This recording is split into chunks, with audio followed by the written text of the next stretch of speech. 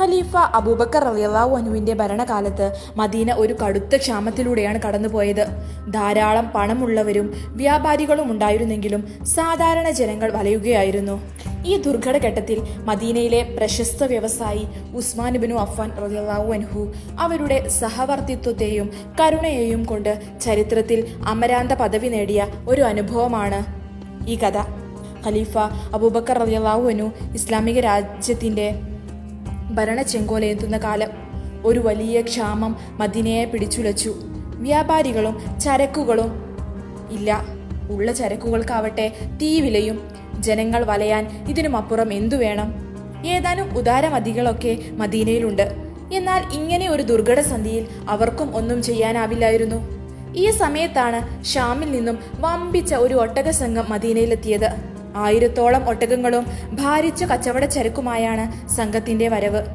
മദീനയിലെ വ്യാപാര പ്രമുഖനായിരുന്ന ഉസ്മാൻ ഇബ്നു അഫ്ഫാന്റെ വ്യാപാര ചരക്കുകളായിരുന്നു അവയെല്ലാം. ധാരാളം വ്യാപാര ചരക്കുകളുമായി ഒട്ടക സംഘം എത്തിയ വിവരം മദീനയിലും പരിസരത്തുമുള്ള ജനങ്ങളും കച്ചവടക്കാരുമൊക്കെ അറിഞ്ഞു. ജനങ്ങൾ പണമില്ലാതെ വലയുകയാണ്. ഈ പ്രതിസന്ധി ഘട്ടത്തിൽ പണമുള്ളവർ എത്ര അധിക ലാഭത്തിനും വാങ്ങാൻ തയ്യാറാവും എന്ന് ചില കച്ചവടക്കാർ കണക്കുകൂട്ടി. മൊത്തം ചരക്കുകളും വാങ്ങി വമ്പിച്ച ലാഭത്തിന് വിറ്റൊഴിക്കാമെന്നുള്ള കച്ചവട സാധ്യത മുന്നിൽ കണ്ട് അവർ ആവേശഭരിതരായി. അവർ സംഘടിതരായി ഉസ്മാൻ റളിയല്ലാഹു അൻഹുവിനെ സമീപിച്ചു.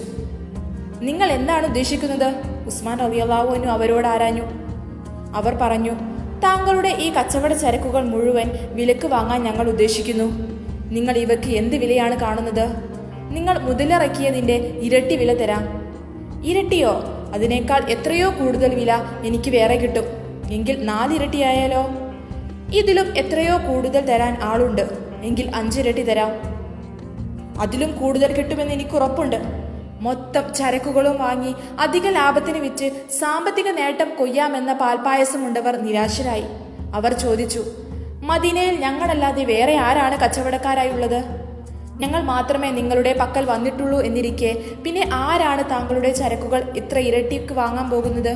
ഉസ്മാൻ റളിയല്ലാഹു അൻഹു കച്ചവടക്കാരോട് പറഞ്ഞു, തീർച്ചയായും അള്ളാഹു എനിക്ക് 1 ദിർഹമിന് 10 ദിർഹം കണ്ടു നൽകും.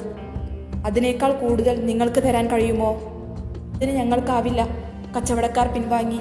ഉടനെ ഉസ്മാൻ റളിയല്ലാഹു അൻഹു പ്രഖ്യാപിച്ചു, ഈ സാധനങ്ങൾ മുഴുവൻ ഞാനിതാ അള്ളാഹുവിന് വിറ്റിരിക്കുന്നു. മദീനയിലെ പാവപ്പെട്ടവർക്ക് ദാനം ചെയ്തിരിക്കുന്നു.